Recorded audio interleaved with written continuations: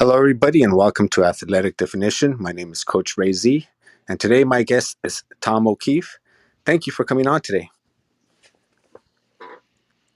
Yeah, thanks for having me, Coach Ray. Really appreciate it. Oh, no problem. So this is a new platform. People will start trickling in, and they have the ability to ask questions as we go along. But in the meantime, I just uh, finally get a chance to meet you. I don't think that a lot of people are really social on social media nowadays, and if you're social and you network, a lot of great things can happen. And uh, as I got to know you, I started reading more about your story, and I'm just kind of more fascinated and inspired. And I just wanted the opportunity to kind of give back and have a chance to uh, share about the great team that I'm part of, which is a Strike for Stride. And one of the Yeah, things that I was reading about th you is that you started off basically doing all this when the recession happened, and I'm sure a lot of people could relate right now, with COVID and maybe times are hard. So yep. if we could start there, that'd be great. Yeah, well, the social media side of things started for me in the 2008 recession. So what was that, 13 years ago? I created the recession happened and I was really just kind of screwed. I didn't have a job. There was no job prospects. And so this Twitter platform was new this is 2008, remember? And so I started something called Boston Tweet, just about talking about local businesses in Boston. That's where I'm at.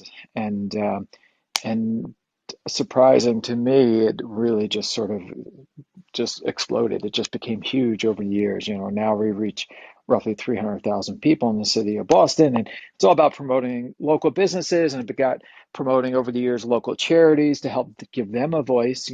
Charities maybe couldn't donate money to a charity, but could help give them a voice, and that's sort of what got me introduced into charities, and eventually down the road to create Stride for Stride and Heart to Cart, and bring us up to another recession that we've been in the last year. So it's been an interesting ride. Yes, and then as I was reading, you also walked away from, I believe, a financially cushioned job, and I've kind of recently did that myself. I ventured off during COVID to follow my passion of fitness, and I got laid off the first day during the second wave.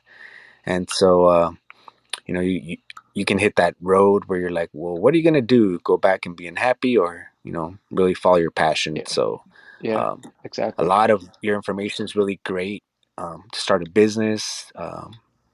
So I know you can inspire a lot of people just because you did it. You walked away, from a financial job, and I know a lot of people either lost their job, or a lot of people right now are just really thinking about their career and if the money they make is worth it, and they're really looking for some sort of fulfillment.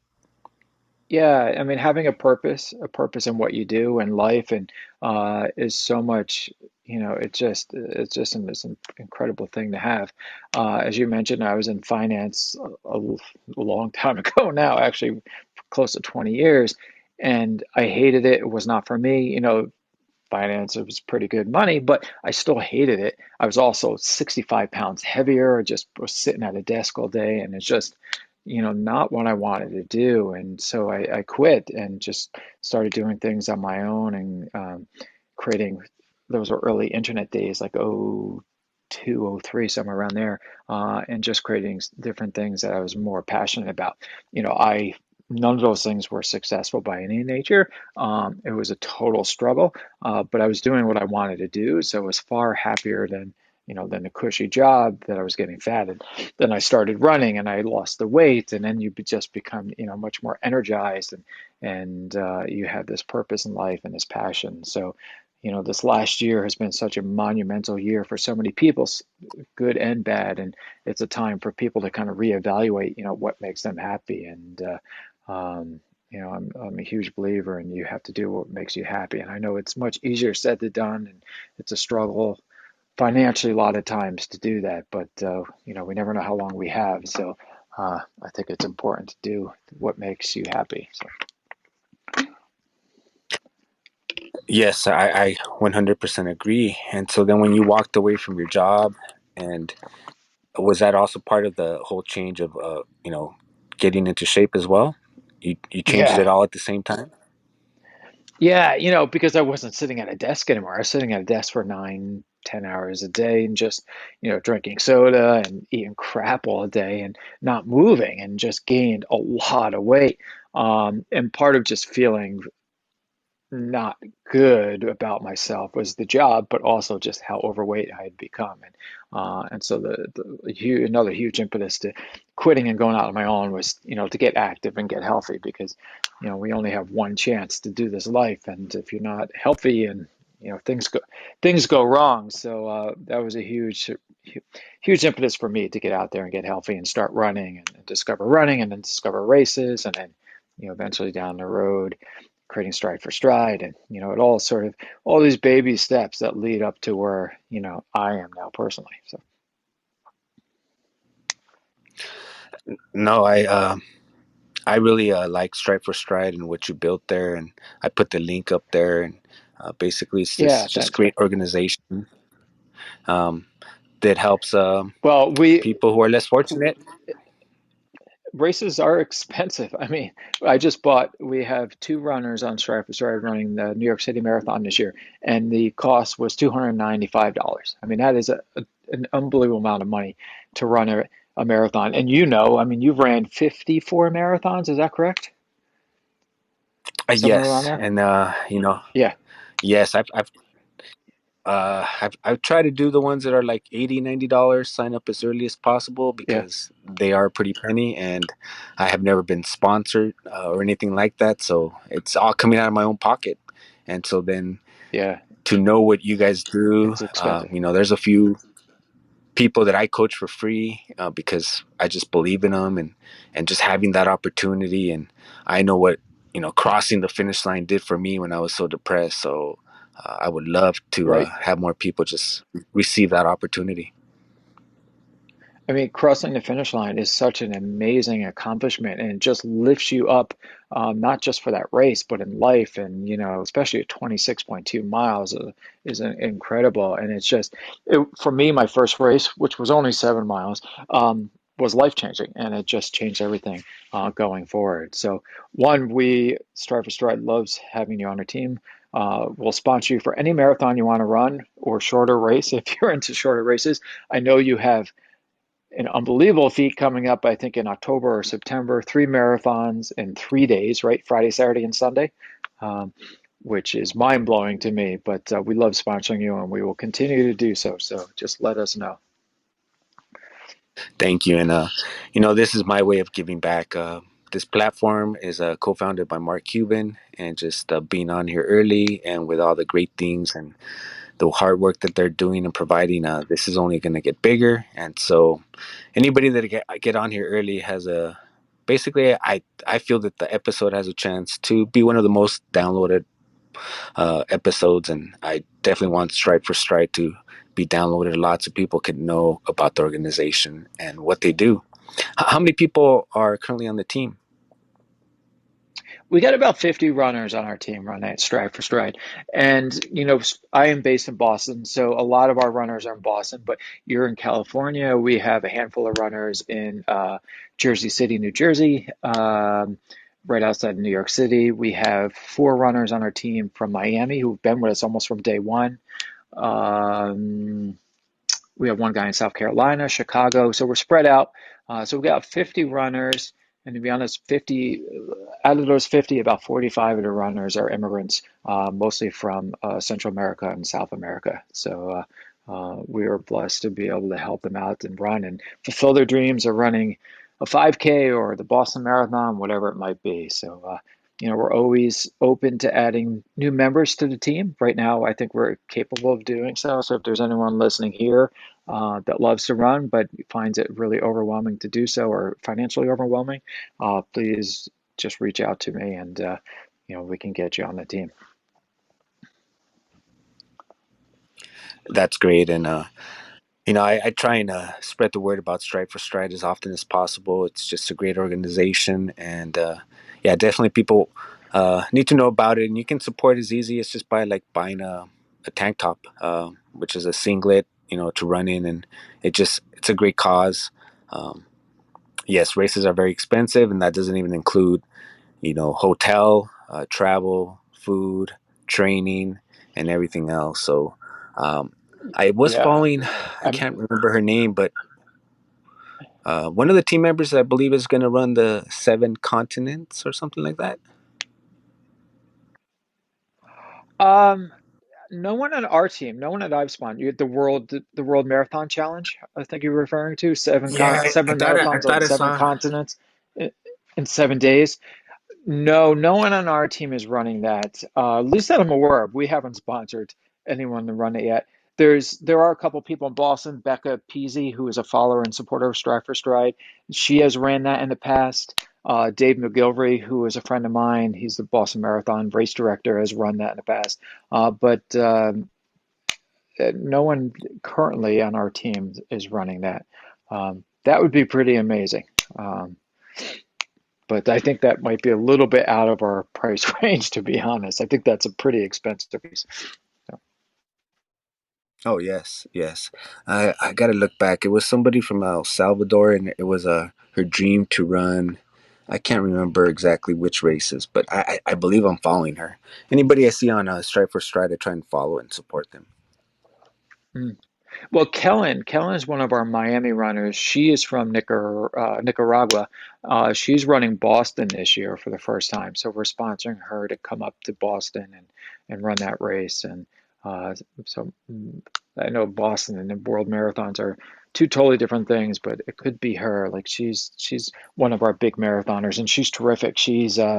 I think she's a 3:15 marathoner, so she's a really good runner. So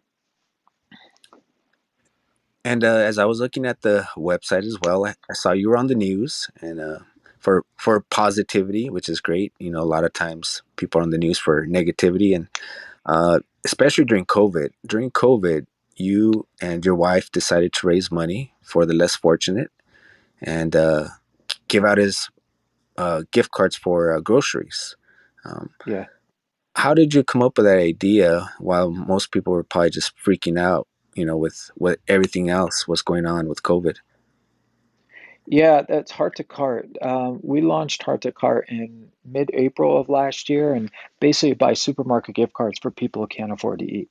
Um, and it's in March when pandemic had just started. I was trying to figure out, what does Stride for Stride do for here? At that time, most of the people on our team, especially the ones that I know in Boston, were certainly not concerned about running. That was not on their mind. What was concerned to them is one, do they have a job? Two, can they afford to feed their families? And so I kept seeing it pop up and pop up that concern with runners on our team that they don't have any money, things are running out, they can't afford to eat.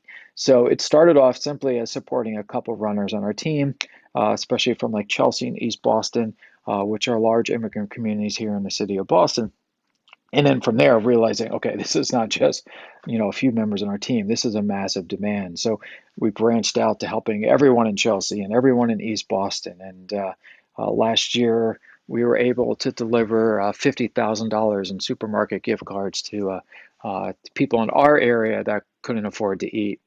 And this year, there's still a massive need where our goal is to deliver $150,000 in groceries this year too.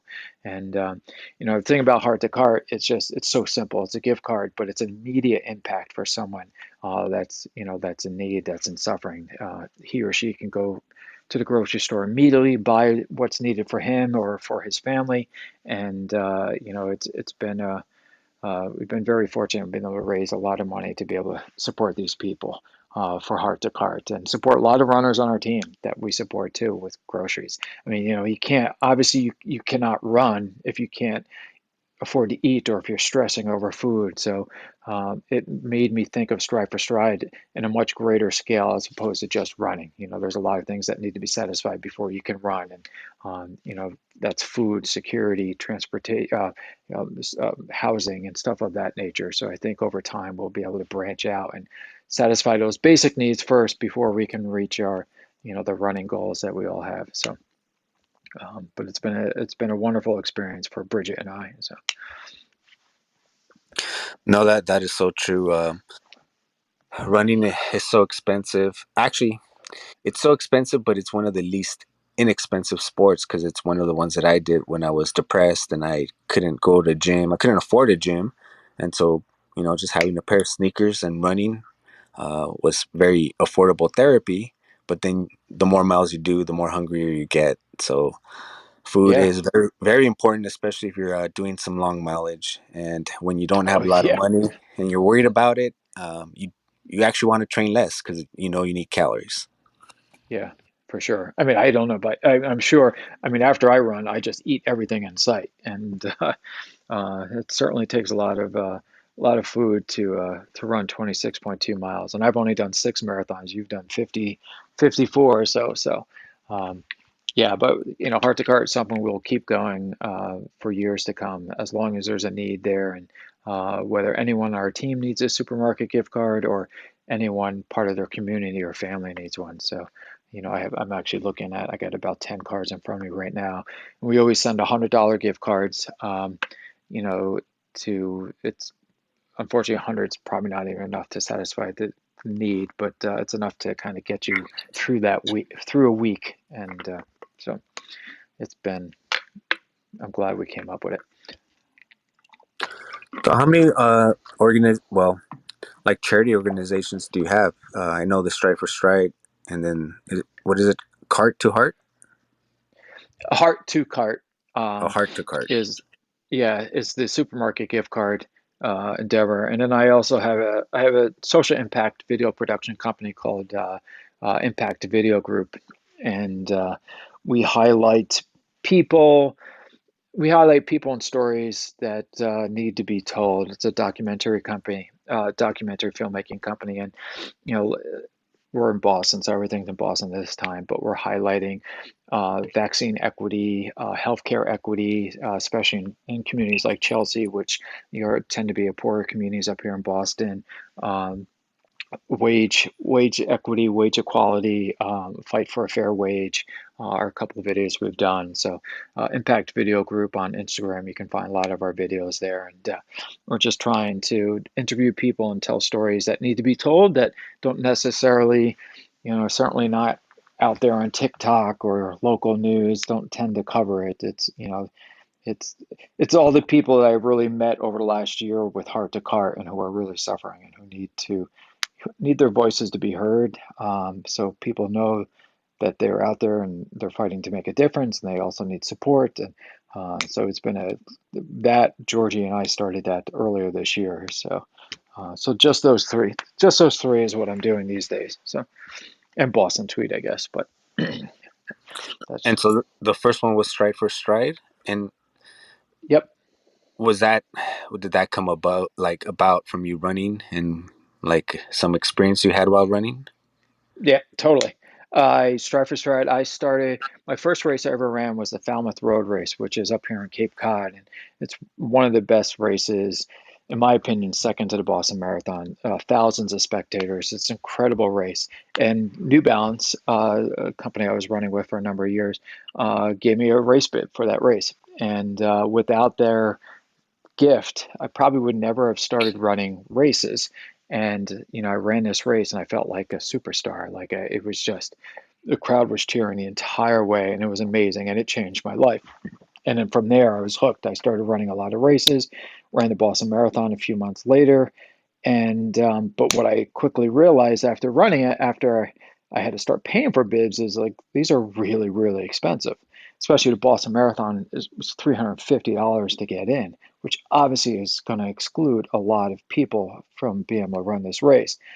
So after a couple years, it took me, 3, 4 years to sort of come up with the idea for Strive for Strive. But I was thinking, the goal was like, how can I get more inclusion in running and get more people who can't afford $350 to run a race into running? And then in 2018, the simple concept of buying race bids for those who can't afford to race was started, and Strive for Strive was started from that. And it took a few months to get our first runner, but then we got him, a guy named Ned, and then from there it's been amazing, and we've just grown. We've grown fairly quickly, especially considering we're less than 3 years old, and one year was sort of a pandemic, so couldn't do a heck of a lot. So And so that race that you described, is that a marathon as well, or? no, Falmouth Road Race is 7 miles. It's kind of a weird distance. It's a 50 years old. It'll be 50 years old next year, but basically started from a bar to bar run. So a bar in Woods Hole to a bar in Falmouth. It was 7 mile difference, and these kind of legendary runners started just running this race every summer, and then it picked up and grew. And now it's 12,000 runners run the race every single year, and thousands of spectators. So it's 7 miles, a little unique, a unique distance, but in the summer heat, that's all I really need. So, And since you already ran Boston, me, I've never ran Boston, and from my understanding, there's two ways to get in it.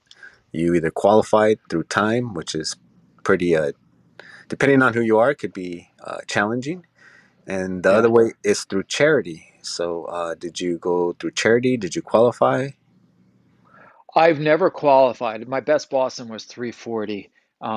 And I was just looking, kind of preparing for tonight, looking at the qualifying times. So for my age, I'm in my 40s, I have to run a 320 to get into Boston Marathon, which is really, really fast. I can't do that. The previous races I have ran for charities. I've run for charities. Limbs for Life, a friend of mine, which provides amputees with legs. And last year, or 2019, I should say, I did run for, I got a complimentary bib and ran in support of Stride for Stride. So, but that's a huge challenge too, a financial challenge. That's $10,000 to fundraise. To Most charities charge $10,000, and that again comes to the point of people who can afford to fundraise, and 10,000 is not an easy number to get to. So it's a very challenging, unfortunately, a very challenging race to come into. Stride for Stride doesn't have bibs yet for Boston. Hopefully next year, and hopefully next year we can, give some of our runners a couple bibs and have fundraisers support us with those bibs. So we'll have to see what 2022 brings. But I highly recommend it, Ray. If you can get in somehow, we'll support you. It's an incredible experience.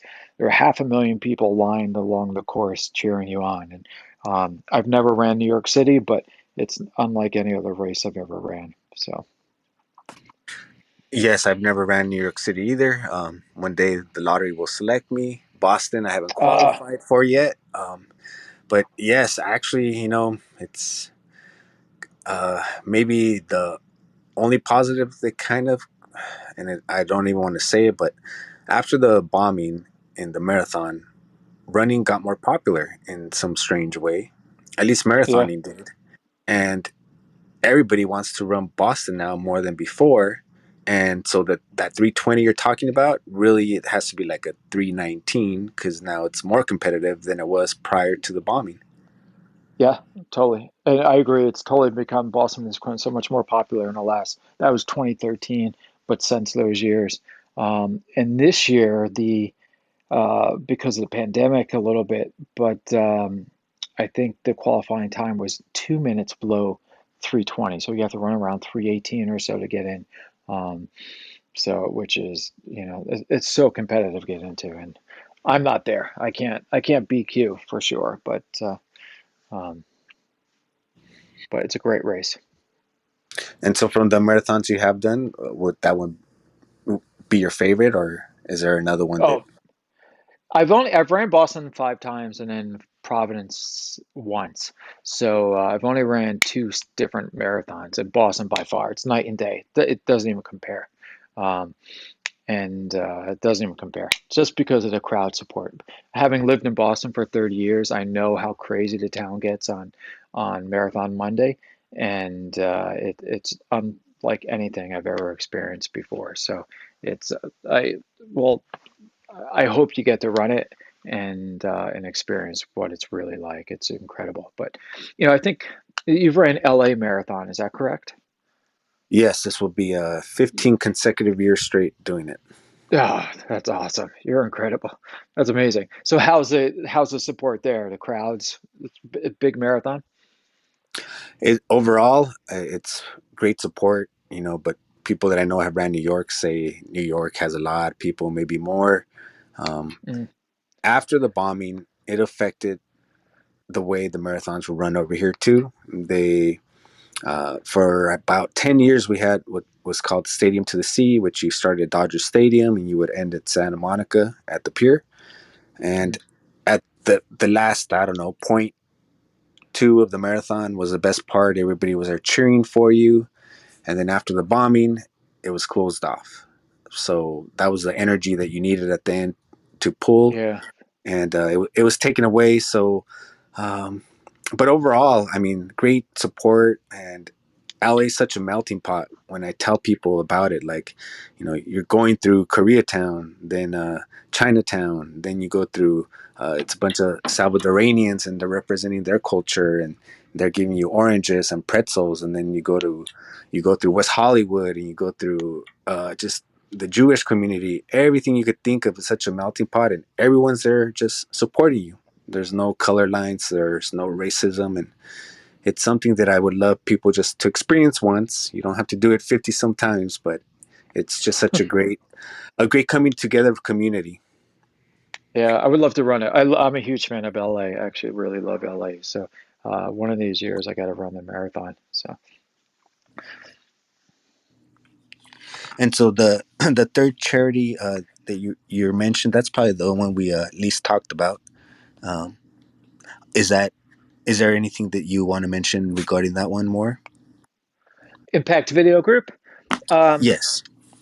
Yeah, no, it's just a documentary. A buddy of mine, Georgie Cruz, is a documentarian, and we've a couple of videos. Chelsea Collaborative is this amazing charity in Chelsea, Massachusetts, that is basically there's been a lifeline for the residents of Chelsea during the pandemic. And a lot of our videos, we've interviewed the head of that organization, who is just been a superstar in the last year. And, we're always looking for people like her name is Gladys to interview people that are doing amazing work and helping others and to tell their story. So if anyone's listening, unfortunately, with Impact Video Group, we're probably Boston focused right now just because we can't travel everywhere. But if there's anyone in the Boston area or in the Northeast area that we should highlight, I definitely would love to hear about us, hear about that. And Stride for Stride is national. We'll sponsor anyone in the U.S. for any race, but the video company is, we obviously have to be there to record. And at this stage, we can't be flying all over the place. So, but it's been hearing people's stories is just, incredible. What's their passion? What's their purpose in life? And um, it's very inspiring. I did watch the videos on the Instagram, and for all the new listeners joining in, I did put the link on the fortune cookie. So on there, you could just go to the link tree and just kind of find more information about the different charities, Stride for Stride, and also find the Instagram. And what plans do you have for Stride for Stride? Going into post pandemic. Well, just buying bibs. I've been buying a lot of bibs in the last couple of weeks. We've actually probably have purchased about $3,000 worth of bibs in the last 2 or 3 weeks alone. Um, it's REI has provided us a 2-year grant, which basically covers any race that you guys want to run, guys and girls want to run. So we've been busy getting mostly stuff set up for the fall. Um, most I know in Boston, our first kind of group run is August 1st, which is a half marathon. So we haven't in Boston, at least, we haven't ran as a team. In Boston, we usually have about 20 members of the team running together, or at least the same race. And we haven't ran the race together since February 2020, before the pandemic. So August 1st will be the first one that we run. We'll have run since then. But so right now we're just really booking tons of half marathons. Like I know you got your 3 marathons coming up. Other runners on the team. I just booked New York City Marathon today for a girl who got in from the raffle. Uh, so we're looking forward to getting in the races. So one way that Stride for Stride really starts to spread its purpose and its mission is by running races because, as you know, we have most of our singlets are black singlets with a red equal sign on them, and it's all about creating an equal opportunity for everyone. So the goal was to create a very bold logo during races, so when you have a dozen or a couple dozen runners, it really stands out, and that always helps when we actually have the physical races back. It always helps to spread the word about Stride for Stride. It helps in donations. It helps us get new runners. We always get new runners on our team after stuff like that. So I'm excited to get those races started in Boston and California and LA and Miami and wherever we're running. So we'll sponsor anyone anywhere that wants to run. So Yeah, for me, I'm thinking how since I ran Lake Tahoe Triple in 2019, it was really really cold, and so whatever shirt I wore underneath did not even get displayed because I kept my jacket on the whole time. So oh yeah, I have to think of a way to display it without out of, with a jacket on somehow. how cold? You're from LA, so how cold was it? Well, I mean, considering I never really traveled anywhere up until I kind of discovered running, and I would say maybe more the last 6 years, but it was like I think 15 degrees. Oh, okay. So that is cold. I thought you were going to say like, 50 or so. 15 is pretty cold. Like all winter long, I run in Boston and 15 gets cold. I can do 20. If it's above 20 degrees, I'm fine with that. Like now we're 90 degrees here, which I can't do. I hate. But 15 is certainly cold to run in, especially if you're not used to that. So, yeah, I'm more concerned about you staying warm and running and than showing our logo off. That's for sure. So wear whatever has to be worn. I didn't know Salt Lake City got that cold during the fall in those races. So In Lake Tahoe. Uh, Lake Tahoe, yes, sorry. yeah, no, there's snow. Well, not when I went, but I didn't know either. I had my first little mini panic attack, realizing how Yeah. cold it was, and then knowing that it was going to be my first marathon out of three, and I'm like, I know you've ran like 40 some marathons, but who do you think you are? You can do this. And I just had like all these negative thoughts go through my head. And then I opened the door to the hotel and it was freezing. I'm like, there's ice on the car. I'm like, I could just stay here and enjoy it. Yeah, But it's I nice. went and don't regret it at all. Yeah. Oh, it's an amazing feat. 3 marathons in 3 days. Like it's I couldn't I take a month off after I run a marathon. So it's all hats off to you, man. That's amazing. Thank you. And then, I sweat pretty easy. So I was wearing a beanie, a jacket, uh, long sleeve, thermals, shorts, gloves, and one of those mask things before even COVID happened. And I Yeah. ran with that the whole time. It was that cold where I never had to shed clothing, and I've always Oh had to yeah. shed Oh clothing yeah. in a. Yeah, and then you get, I mean, the mask and the hat get icicles and get frozen on there, and um, yeah, it gets cold. The nice thing is you got to keep moving. You can't stop, or else you really start to get cold fast. So it's kind of the one thing that keeps you moving, because otherwise you're going to freeze. So. And so the Boston Marathon is happening this year. Yeah, the Boston Marathon is it's usually in April on Patriots Day, which is a state holiday in Massachusetts, in April. This year it's October 11th, I think is the exact day. So it's actually running in person this year. It's a bit smaller. Boston Marathon is usually 30,000 people. I think this year it's 20,000 people. So it's going to be a bit smaller, but it is back in person for the first time since 2019. And then next year, next year in 2022, it will be back on its normal date of April, Patriots Day in April. So, And so is there any we're certainly restrictions for? Oh, sorry about that. Is there any restrictions for the spectators? I don't believe so.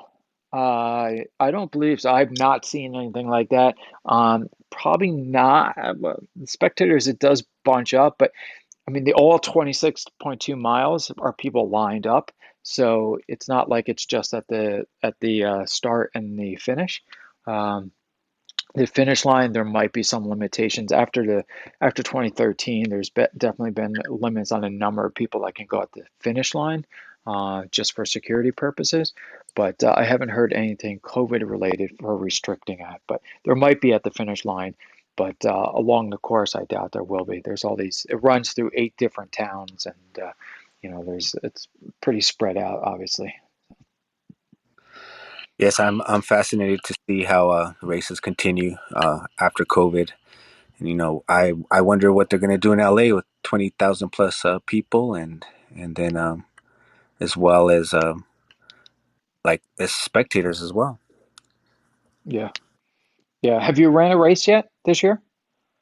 No. The next race I will do Yeah. will be at Lake Tahoe. The last one I got to do was thanks to Stride for Stride in November. I did the one in Nevada, which was very very rural, and there was only 22 marathoners in the middle of Area Huh, 51, and we had that's to right. start 6 feet apart. And Yeah. I mean, I didn't have to worry about anything. And right now, what I was going to do is we have Laura, and she would like to ask a question, so I'm going to bring her up to stage. Sure. Hi, Laura. Welcome, Laura. Hey, Coach Ray, how are you? Nice to meet you, Tom. Hi, Laura. Great to meet you. Fellow runner, fellow ultra runner. I'm just curious about your journey and why you do what you do. I don't know why I do what I do, but I'm always curious to know what others move. Is this for me, Tom, or Ray? I know Coach and I go Ray and I go way back. Oh, okay. So, I'm definitely not an ultra runner. I'm not that. I have not gotten there yet. Maybe someday. 26.2 is the furthest I've done. But I just Falmouth was my first race, and I just fell in love with it. It just changed my life. It gave me this purpose for running. Before then, I kind of ran just to stay in shape, and it wasn't that exciting if you're just running to stay in shape. But once I had something to train for, a race, a purpose, it changed everything. It changed my mental aspect. And then, before then, running 2 or 3 miles was sort of tough, but once I had something to focus on, 10, 12, 13 miles became super easy.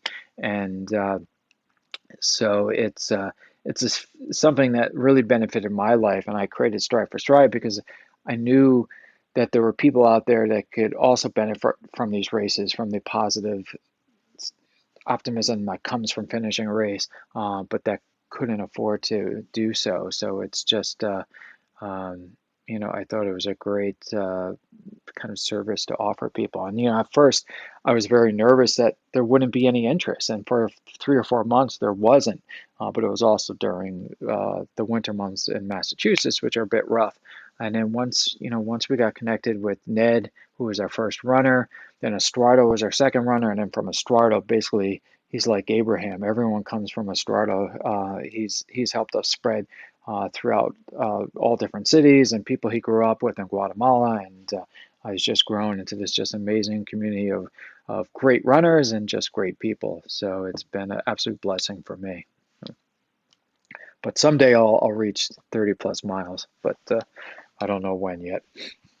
That's awesome. One of the things I'm on a mission to do is address inactivity worldwide because especially amongst our youth because 81% of our youth ages 15 to 19 don't move more than 75 minutes a week, which is the activity Yeah, equation, or 10, 11 minutes a day, as you know. And so I'm on this quest to run across the continents. I've already done marathons across the continents, but I'm on a quest to run across each continent. Oh, by the time I'm 65, but the goal is it's not about me running across the continents. It's about speaking to thousands of kids and families. And so I need to connect with, I know it's going to take a village because I can't bring the audience. So I need to partner with organizations like yourself and others that have an audience and that, whether it's Girls and Boys Club, whether it's organizations like yours that then can bring a friend that maybe isn't moving as much as they are.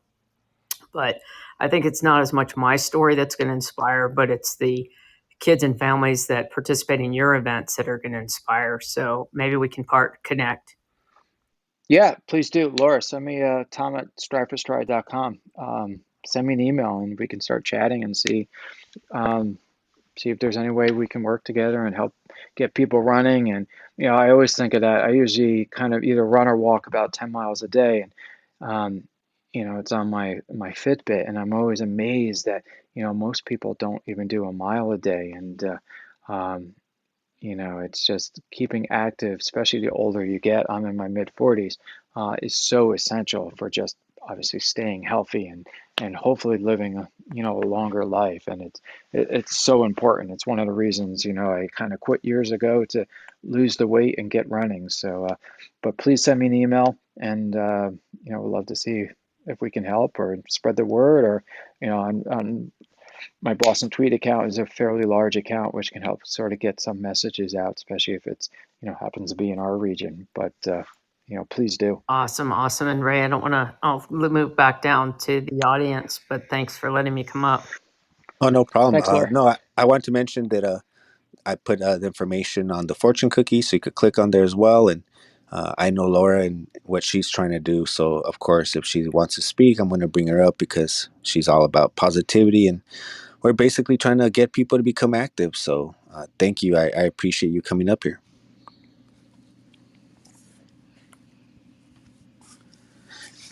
And Tom, is there anything that you want to promote, or is there a way people can reach out to you? I know you kind of just mentioned it, but anybody else that wants to help, what are the options to help? Maybe some people can't do money, but time. What kind of options do you have? Yeah. Well, I just gave my email address. So anyone that might be interested in kind of joining our team, if they're kind of a fit, more than welcome to email me, tom@striveforstride.com, or visit striveforstride.com to find more information. You could apply from there too. Volunteers, I was actually asked a couple of weeks ago how we've actually never had anyone volunteer, and volunteers are important. And I was trying to figure out what could help, but then we started buying some flags for races, but especially for New York City and Boston. And even just that, like cheering our runners on that are running race, I think, uh, especially with marathons, Ray, you know this better than anyone, like just having someone at mile 13, cheering your name, and it makes such a huge difference to just help you keep going moving forward. I know for me, it's night and day. So I think our volunteers, we might actually start doing that, have just people line our course and, cheering for Ray and cheering for Estuardo, and, having a flag or a shirt on. And, it doesn't seem like a lot, maybe, but it really goes a long way. And one, making our runners feel special and awesome, but also helping them get through those tough miles that they have. So, but if anyone has any other ideas on how they can help, I'm open up to any ears. There's no specific, we're not etched in stone and how things work. So anyone's welcome to contact me, and happy to chat. Hey, let's talk, Tom, too, because I'm among other things, I'm captaining the social audio, self-appointed captain of the social audio charity team. Our mission is to have 1,000 runners. And it was originally going to be the Clubhouse New York City charity team, but this is going to be 1,000 runners from October 31st to November 30th. So it's 31 days of marathons across the world, with the goal that 100 people will qualify for Boston. And we're going to have a whole assortment of options for people to get coaching through social audio platforms. I haven't even told Ray this necessarily. But maybe what we can do is partner with you guys and provide, like, there's 56 marathons in the United States and many of them are Boston qualifiers that are on the Yeah, docket for between October 31st and November 30th. And if we can so we don't have to have as many, we'll also have a virtual opportunity for people to do like up to teams of 10, but have everybody support each other through Facebook groups and social audio and create a whole network of friends and supporters. And maybe we can give a percent of bibs through the money we raise to you guys. So yeah, it sounds that, amazing. And Yeah. we have longer this year. Boston qualifying times run into November this year for the first time. So all the great fall marathons are now qualifiers for April 22 as opposed to April 23, which it normally would be. So, Yeah, that's yeah, awesome. that's I've done Boston. I was actually at the bombing. I was about, I don't know, a couple hundred oh yeah. yards, quarter mile. Yeah. Yeah. That's all. Did you run the race that year? Yeah, I ran the race 4 times with Scott Rigsby. We're losing you there. Yeah, I thought it was just me. I can't But Sorry, hear I anything. got a call. Did you hear me?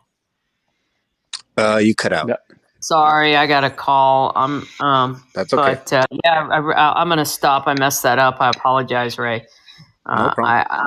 Yeah, I did no run it worries. 4 times with Scott Rigsby, a double amputee, and on and off part of Achilles International. But I'll let you guys go on, and we'll follow up afterwards. Thanks, Laura. Thank you, Laura. And I did want to just touch up on what Tom mentioned. If you ever get a chance to go support anybody running a marathon, they ask you, and even if you only see them for like 30 seconds as they run by, trust me, that meant a lot to them. As Tom was Yeah, mentioning, just I know there's been plenty of marathons where I just see people for 30 seconds, but that's just like a boost and a good morale to help yeah. finish. It just stays in your head for miles. It's amazing. And then I get a little jealous when I see some people like, oh, they're there at mile 3, and then they're again at mile 8, and then they're at mile. I'm like, man, I wish I had someone following me like that. And they have like a big old like heads blown up of like a Yeah. bobbleheads made up of the Yep. people. It's just so cool. Um, Well, from your statement there, I think us having volunteers cheer everyone on is idea. Um, so thank you, Ray. oh, no problem. I wanted to say thank you so much for taking time out of your busy day to join me and just kind of let people know about your great organization, Stride for Stride, and the other ones as well. So if you want to go ahead and mention anything you want, where people could reach you one more time, or your different charity events, Um, feel free. yeah, no, I mean it's just say this was absolutely wonderful. It's nice to talk to you, and it's always nice to talk about charity and great events. So striveforstride.com. Anyone interested can reach us there. But I just appreciate the invitation and thank you. And it's 10 o'clock on the East Coast here, so I only have a few more minutes of being awake. But this has been really great. So And thank you. And maybe one day we can do a future episode with me in Boston. yeah, I So hope so. something to look I for. hope so. Well, let me know what races you want to run. So All all right, right. Thank all you right, so much buddy. for being my guest. Cheers, man. Thank you. Hope everyone enjoyed. Till next time. Thanks, Ray. Thank you.